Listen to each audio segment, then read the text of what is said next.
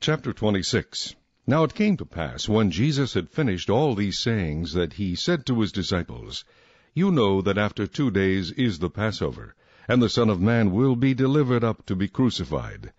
Then the chief priests, the scribes, and the elders of the people assembled at the palace of the high priest, who was called Caiaphas, and plotted to take Jesus by trickery and kill him.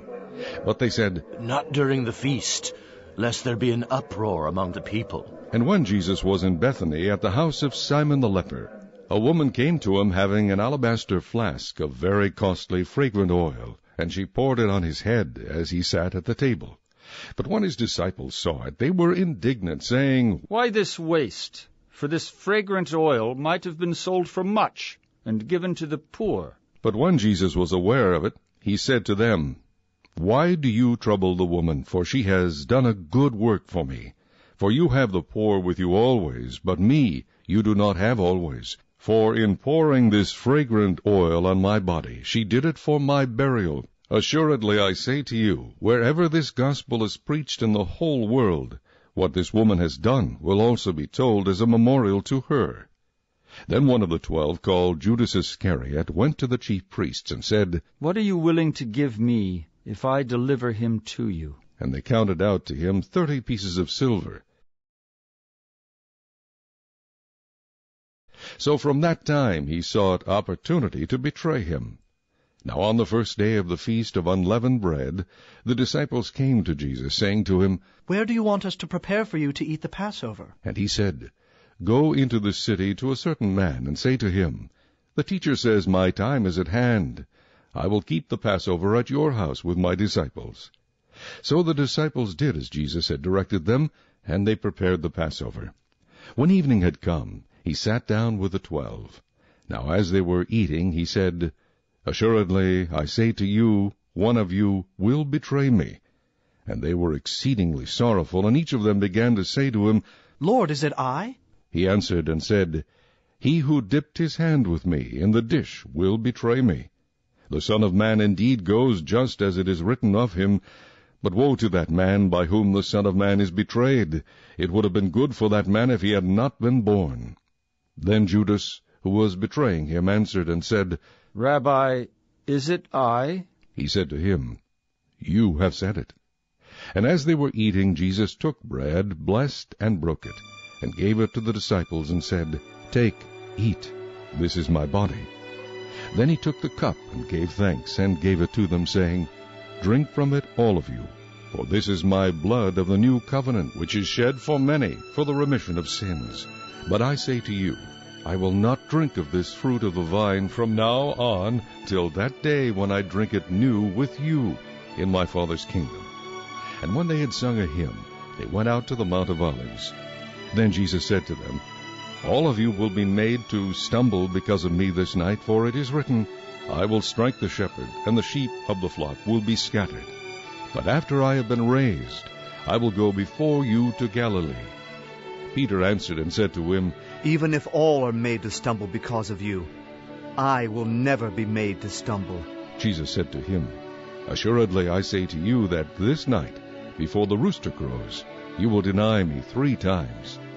Peter said to him, Even if I have to die with you, I will not deny you.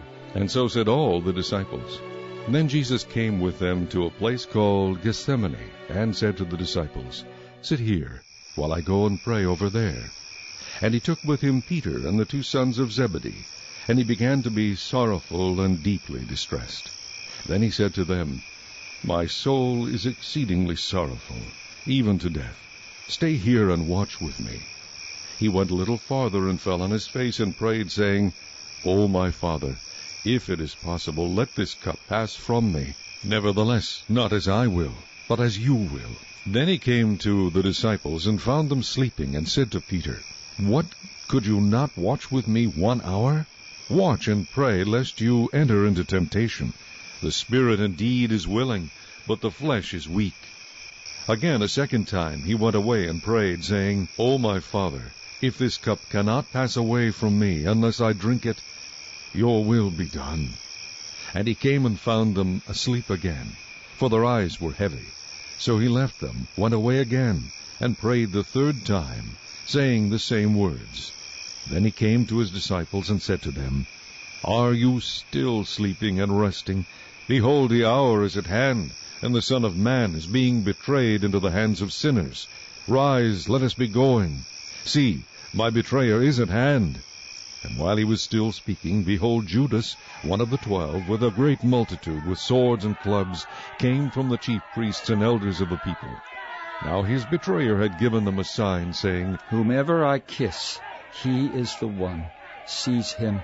Immediately he went up to Jesus and said, Greetings, Rabbi, and kissed him. But Jesus said to him, Friend, why have you come? Then they came and laid hands on Jesus and took him. And suddenly one of those who were with Jesus stretched out his hand and drew his sword, struck the servant of the high priest, and cut off his ear. But Jesus said to him, Put your sword in its place, for all who take the sword will perish by the sword. Or do you think that I cannot now pray to my Father, and he will provide me with more than 12 legions of angels? How then could the Scriptures be fulfilled, that it must happen thus? In that hour Jesus said to the multitudes, Have you come out as against a robber with swords and clubs to take me? I sat daily with you, teaching in the temple, and you did not seize me. But all this was done, that the Scriptures of the prophets might be fulfilled. Then all the disciples forsook him and fled. And those who had laid hold of Jesus led him away to Caiaphas, the high priest, where the scribes and the elders were assembled. But Peter followed him at a distance to the high priest's courtyard, and he went in and sat with the servants to see the end. Now the chief priests, the elders, and all the council sought false testimony against Jesus to put him to death, but found none. Even though many false witnesses came forward, they found none. But at last 2 false witnesses came forward and said, This fellow said, I am able to destroy the temple of God, and to build it in 3 days. And the high priest arose and said to him, Do you answer nothing? What is it these men testify against you? But Jesus kept silent, and the high priest answered and said to him, I put you under oath by the living God. Tell us if you are the Christ, the Son of God. Jesus said to him, It is as you said.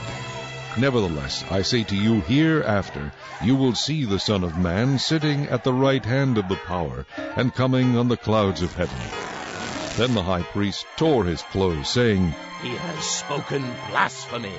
What further need do we have of witnesses? Look, now you have heard his blasphemy. What do you think? They answered and said, He is deserving of death. Then they spat in his face and beat him, and others struck him with the palms of their hands, saying, Prophesy to us, Christ. Who is the one who struck you?